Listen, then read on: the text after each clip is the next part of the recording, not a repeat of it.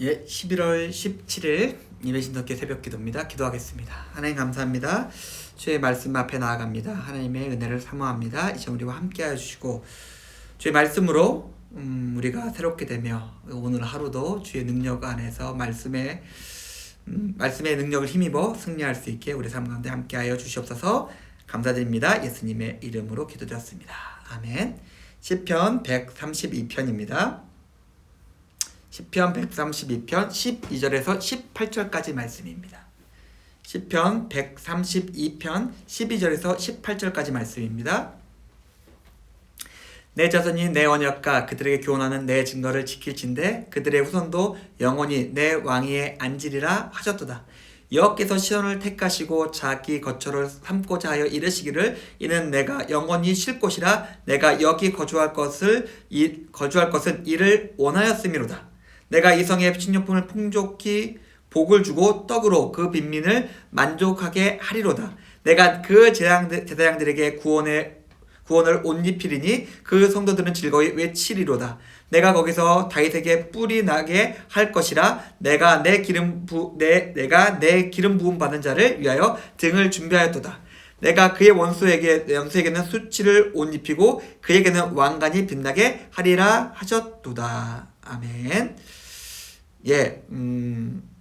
오늘 본문은 어제 그 말씀 나눔에 이어진 시편 132편 후반절의 말씀인데 12절에서 18절을 읽다 보면은 좀 제가 몇 번 설명을 드린 적이 있었는데 전형적인 다윗 언양의 내용입니다.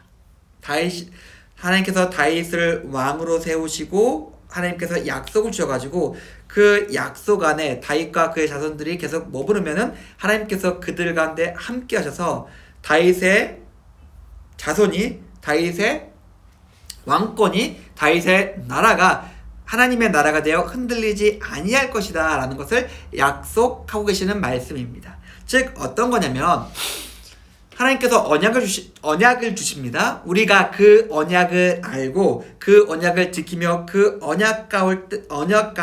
언약을 가운데서 살아갈 때 하나님께서 주시는 약속이 어떠한 것이며 그 약속을 통해서 하나님께서 이루시는 일들은 어떤 것인지를 우리가 생각해 볼 수 있습니다.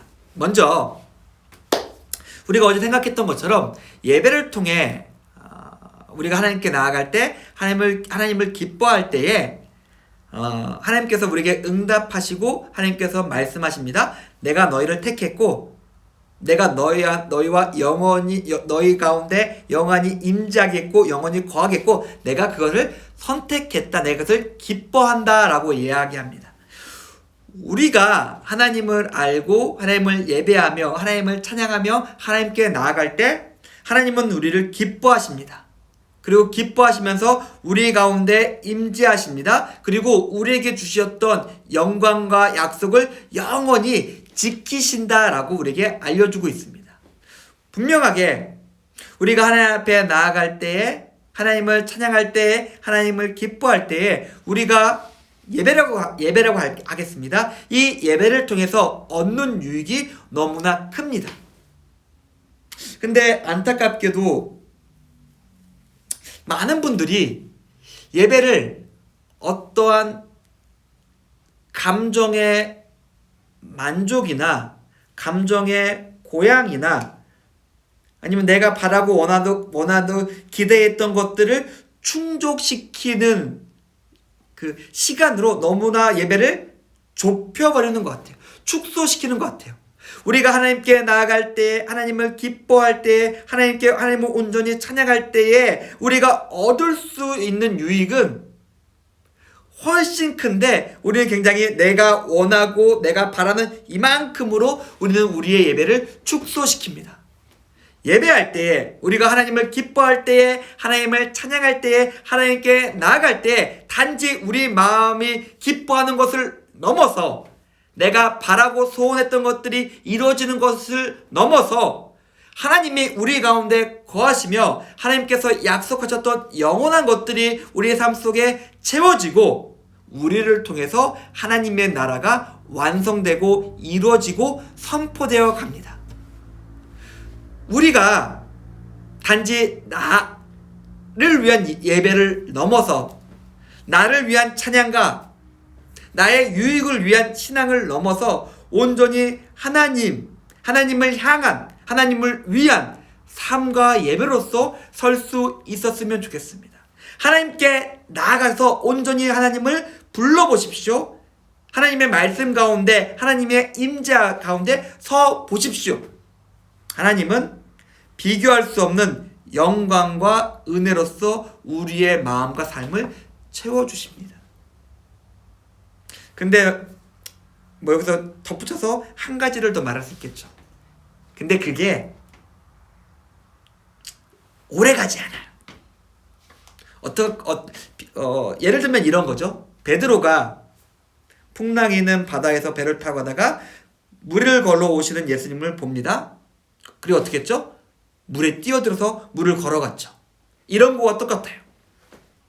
분명히 예수님께서 약속하셨고 예수님께서 이루어주셔가지고 우리가 기쁨으로 놀라운 감격 속에서 물 위를 걷는 기적을 행하면서 갈 수는 있지만은 우리는 곧바로 깊은 물을 들여다볼 수밖에 없습니다. 몰아치는 세상의 파고에 위축될 수밖에 없습니다.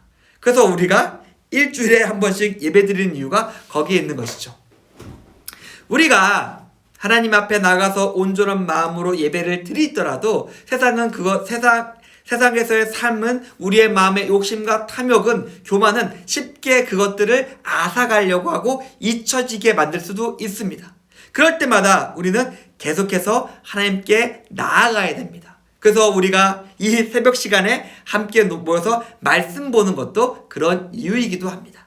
예배를 통해서 하나님의 영광을 경험하고 하나님의 복을 받은 자들이 향하는 곳이 있습니다. 15절에 보니까 뭐죠? 빈민과 가난한 자들입니다.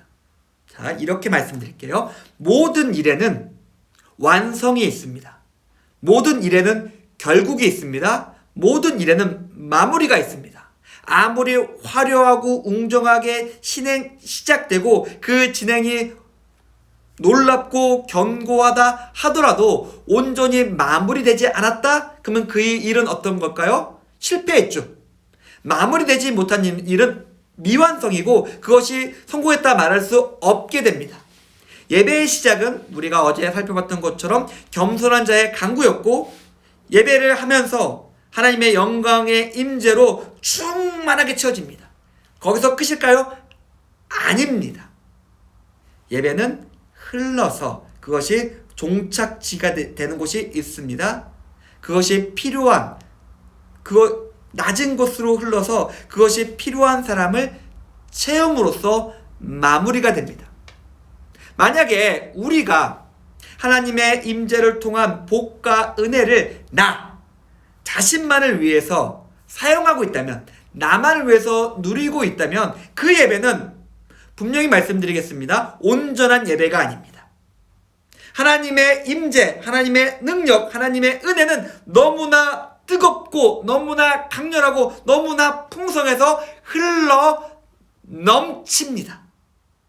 흘러갑니다. 다른 사람을 채우고 또 넘치게 만듭니다. 넘치고 흘러서 세계 끝까지 전해져야 되는 것이 하나님의 은혜입니다. 사랑하는 성도님들, 이제 우리 오늘 하루를 시작하고자 합니다. 하나님께 나아가십시오. 하나님을 예배하십시오. 하나님께서 오셔서 우리를 채워줄 것입니다. 그리고 하나님께서 놀랍게 부어주신 풍성한 은혜를 가지고 그 풍성함을 내 옆에 있는 사람과 나눌 수 있었으면 좋겠습니다. 온전한 예배로 하나님을 섬기면서 풍성한 은혜로서 승리하시는 임예신속교회 교우님들의 오늘 하루의 삶이 되기를 주님의 이름으로 축원드립니다. 기도하겠습니다. 하나님 감사합니다. 오늘 말씀을 통해서 우리가 드려야 될 온전한 예배에 대해서 생각해 보았습니다. 함께 해주시고 우리의 삶을 통해서 영광 받아주시고 우리가 풍성한 예배로서 온전한 삶을 살아갈 수 있게, 승리할 수 있게 우리의 삶을 주장해 주시옵소서. 감사드립니다. 예수님의 이름으로 기도드렸습니다. 아멘. 감사합니다.